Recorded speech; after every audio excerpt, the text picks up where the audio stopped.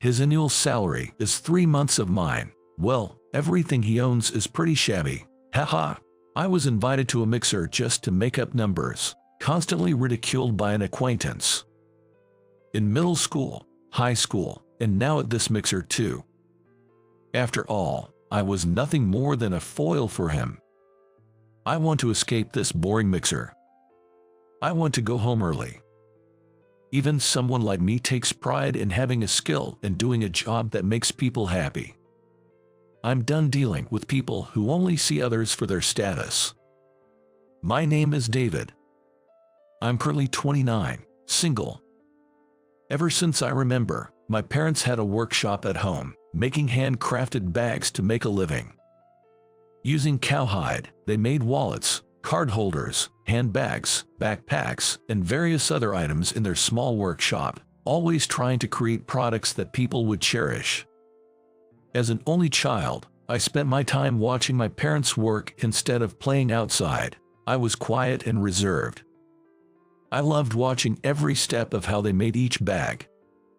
When I was in 6th grade, I was wondering what to do for my summer project. My mom suggested, "Since it's your last summer in elementary, why not make something with cowhide as a keepsake?" I was thrilled. Can I really? Can I use the sewing machine I've always been told not to touch? Haha, you've always wanted to use the sewing machine, she said. I thought it might be a bit early for you, David, but your dad thinks it's fine. Watching all the time can get boring, right? I've never been bored. What should I make? Tell me.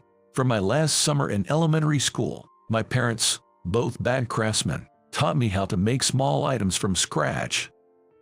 In less than 5 days, I finished making my first card holder. You finished it pretty quickly, David. Did you enjoy it? My dad praised. I've been watching all this time. I want to make more. Can I make a small wallet? Whoa, hold your horses. Making a wallet is tricky, he warned. I don't mind how many days it takes. I want to try. Teach me. Seeing how excited and happy I was about the first item I made, and how I was completely engrossed in it, my mom said, "It's perfect timing.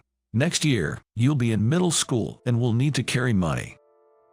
I was thinking of buying you a nice wallet," my dad said. "I don't need it. I don't need it. The one I make myself will be enough. Teach me."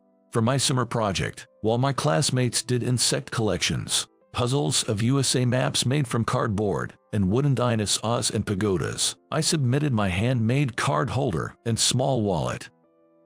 I wrote that my goal was to use them carefully when I started middle school, with the card holder taking 5 days and the small wallet 18 days to make.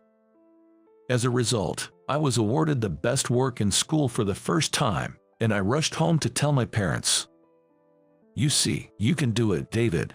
That's my boy. Good for you," my dad said. "Your first self-made item won the best work in school. The teachers must have recognized your effort," my mom added. "It's a great memory for your last summer in elementary. Why don't you help out in the workshop sometimes?" I want to help. I want to learn all sorts of things. Throughout middle and high school, I cherished and used my self-made card holder and wallet until they were worn out. Surely they've reached their limit. It's good to take care of things, but this is a bit much. "Here, I made you a new wallet," my dad said, giving me a new long wallet. "What's this? It's so cool. Amazing. Thanks, Dad." The craftsmanship was on another level. I wanted to take it apart just to see how it was made. When I started college, I began using the new wallet. A unique, warm creation from my dad. But in my sophomore year of college, my kind dad suddenly passed away. I dropped out of college and started my life anew as a bag craftsman, learning the family business from my mom. A few years after I started working in the workshop, a regular customer who sometimes visited to buy products came along. He worked at a nearby publishing company. His name was Sean. Finding out we were the same age, we got along well and became friends outside of business. Sean, intrigued by the demeanor of my mom and me working in the workshop, would come to watch us. Today, I brought some cream puffs from Moon Bakery. They're really delicious. Please have some with your mom. Occasionally, he would bring snacks and seemed to enjoy talking to me. And since he would buy products we made in the workshop, he was a much appreciated presence. We've been acquainted for over 5 years now. Out of the blue, Sean brought up this topic to me. David, are you interested in mixers? No, I've only been invited 2 or 3 times during college. I'm not really good with such settings because of my personality. It's tough, but I need someone to fill in. Could you come? I'll probably bring down the mood, you know, despite the kind invitation. It's okay. I'll handle it. Don't worry. Huh? Unable to refuse properly due to our important customer relationship, I ended up participating in a mixer I was uncomfortable with. The setup was 5 men and 5 women. And it was happening in just 5 days. Conveniently, it turned out to be a mixer with a perfect group of 5s. Mixer, here I go. For me, it was a sudden and overwhelming situation. But I thought, it's Sean's first favor, and I've been indebted to him. I should cooperate and give him face. The day of the mixer arrived. The meeting place was set for 5 p.m., starting with just the men at the meeting spot of the station, and then joining the women at 6 p.m. at an Italian bar on the sunshine side of the station's east exit. As I was preparing my hair and outfit at home to be presentable, I received a call on my cell phone. David, sorry, I suddenly got stuck with an unavoidable job. Hey, without you, I won't be able to talk to anyone. It should be fine. I've arranged for someone to replace me. Just go to the meeting spot at the station. No, how is that okay? Sorry, got another call, gotta hang up. A mixer without the organizer. Plus, I'm not good with the atmosphere of mixers or talking to people. All strangers, it's completely away game. Let's finish this quickly and go home. I had no choice but to brace myself for what was coming. I arrived at the meetup spot at the station. There were already 4 guys who seemed to be part of the group. Hi, nice to meet you. I was told by the organizer, Sean, to come here. Aren't you David by any chance? Kyle. Wow, I can't believe we're meeting here. I was the one Sean asked to organize this. Man, it's been a while, hasn't it, since we graduated from high school. Among the guys at the mixer, there was Kyle, whom I knew from middle and high school. Back then, I was often teased by him and his group. Contrary to my inconspicuous self, he was a standout, excellent in academics. He was popular in the class. Honestly, he was someone I wanted to keep my distance from, but he always came up to me, spoke ill of me behind my back, lowering my reputation, and would show off his grades by comparing our report cards. He started introducing me to the other 3 guys, mentioning, this guy, David, used his same old, shabby wallet and pass holder from middle and high school. Man, it was embarrassing. What was it? When did you get it? It wasn't something I got. I made it myself for a summer project in the elementary school. Right. It was for a summer project in elementary school. Haha, David, you were really something. What about college after that? The other 3 guys looked at me with a smirk. I went to art school but dropped out. So just a high school grad. Must have been tough. We'll talk more about it later. Looks like the drinks will taste great tonight. I never imagined that Kyle, of all people, would be here. I felt overwhelmed, wanting to escape and head home immediately. We headed to the Italian bar where we were meeting the ladies.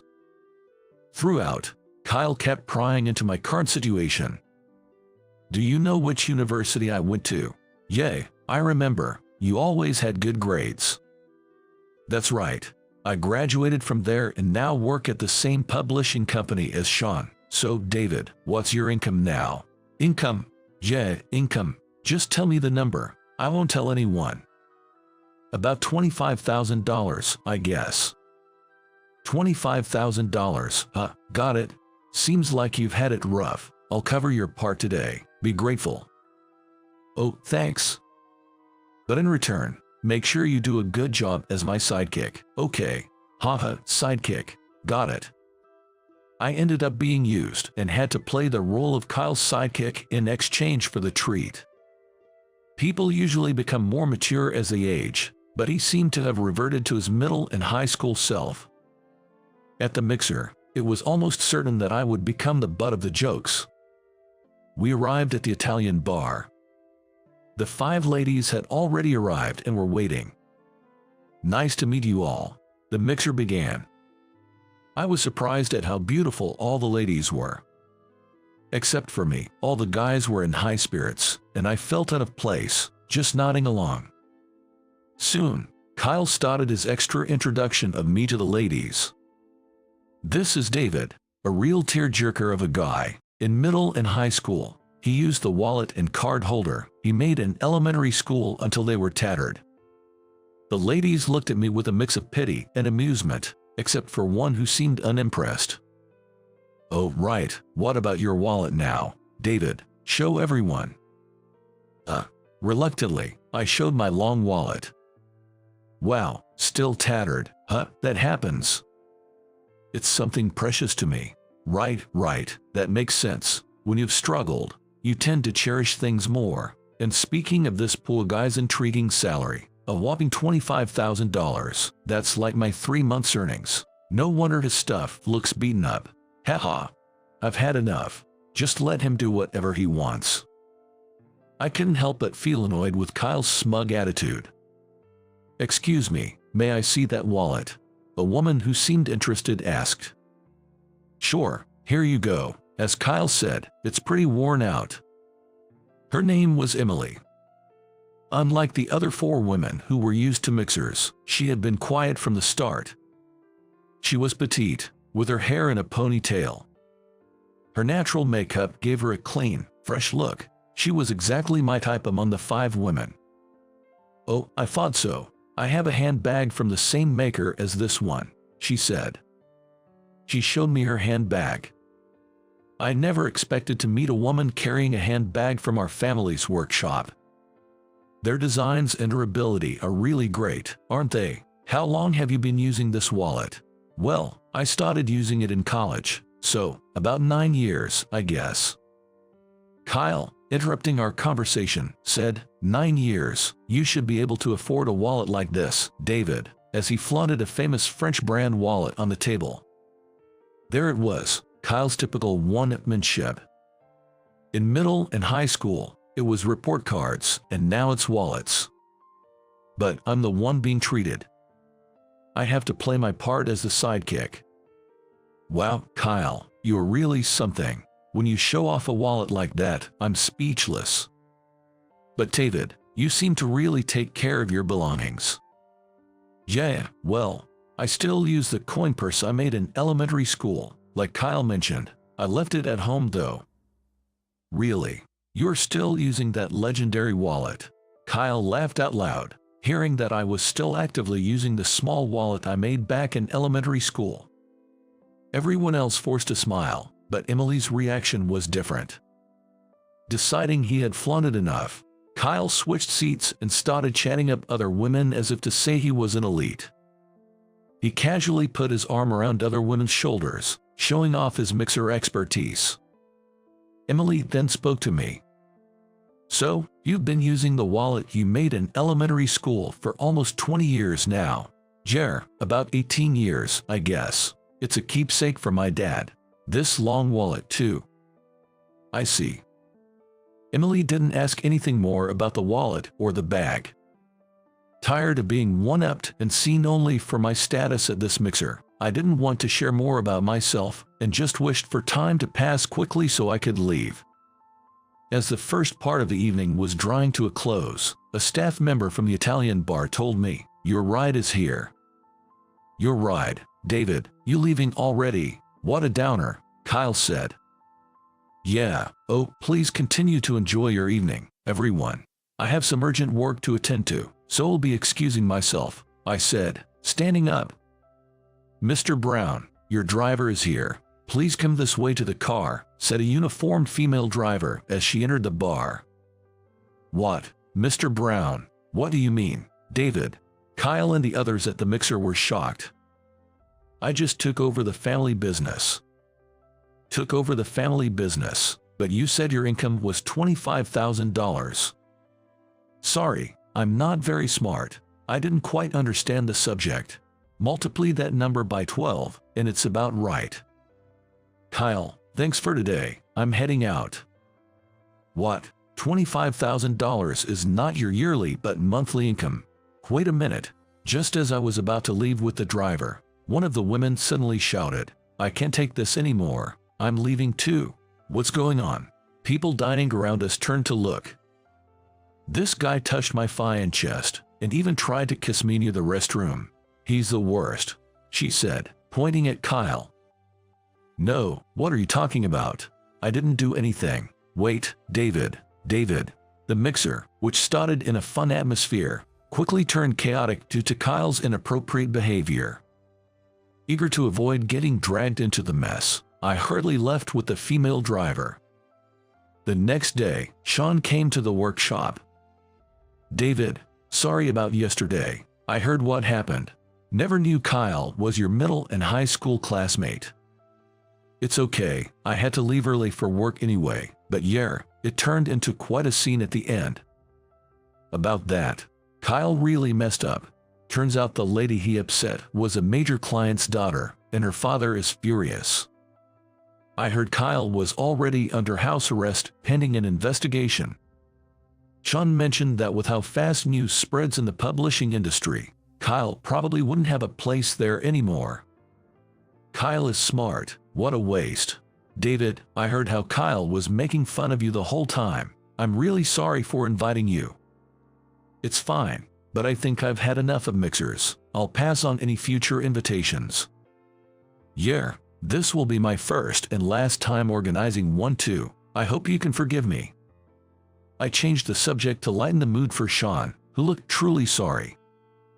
Oh, by the way, I met a woman yesterday carrying a handbag made by us. I could clearly see our logo. I definitely made that bag myself. It was a great feeling. I recounted the event to Sean. Her name was Emily, I think. Didn't talk much, but she seemed shy and gentle. That bag was a gift from me 3 years ago. Emily is a childhood friend of mine, same age as us. Is that so? Emily said she wanted to talk more with you. She was caught up in the chaos when that client's daughter caused a scene. With me. Actually, Emily is a big fan of your products. She owns many of the small items and bags. I started visiting this workshop because of her. I didn't even know what it was before then. That's great to hear. I'll have to tell my mom. She'll be happy to know our products are cherished. Sean's mood seemed to lift as he continued. I might as well tell you, the mixer was actually to help Emily, a fan of you and your products, get closer to you. Sean, you think too highly of me. I blushed. Having never dated a woman before. That's not true. I've known you for over 5 years, and seeing your dedication to work and your personality, I thought you'd be perfect for Emily. Isn't a quiet, herbivore type girl your style, Sean? After a pause, I replied. Emily was exactly my type when I first saw her. Then it's settled. I'll let her know. That's how my relationship with Emily began. On our first date, she said, I have something I want you to see. This. To my surprise, she showed me a light pink long wallet, a color variant of my black one. It had our logo and the stamp my father had made. My wallet was worn out from daily use, but Emily's was like new, cherished, and used only on special occasions. It was a gift from her parents to celebrate her college admission. She had become a fan of our products and occasionally visited our workshop to buy bags and accessories. This was undoubtedly made by my father, who passed away 9 years ago. Look, my wallet has his stamp too. The design and craftsmanship are identical, just different colors. I even wanted to take this wallet apart to see how it was made. Haha, it would be a shame to dismantle such a special gift, but it's nice that we both use these wallets as a pair. I'm sure my dad in heaven would be happy to see this. It felt like fate that I would see a wallet made by my late father being used as a pair like this. This wallet has helped me a lot. Depending on the color, it's believed to attract work and wealth. It's been a charm for my mom and me to spread our products to the world. I've never made a better wallet than this. It's an insurmountable wall for me. I'm forever grateful to my father. I became an instant fan of your products too. The handbag you have, it's one you made. I can tell by the stamp. Did you know? I even have small items with your mom's stamp on them. So, you're a self-confessed superfan of our products. I took something out of my bag. Emily, as a token of our relationship, please take this. I finished it last night, sacrificing some sleep. Wow, a cute beige wallet. It's a mid-wallet type. The logo is a new design, and it has your stamp too. The material is cordovan, made from horse hide, which is 3 times stronger than cowhide. I'm not good with words, but I hope you'll consider a relationship with me. Emily was moved to tears. In general, the psychology behind giving a wallet is that it is something you always carry with you when you go out, so it can mean I love you and want to be with you all the time. Understanding the sentiment, Emily wiped her tears and replied, I'd be delighted. I will always be a fan of your products and now, a big fan of you, David. That's how Emily and I began our relationship. I had always treasured things, but from now on, I vowed to cherish this loving woman even more.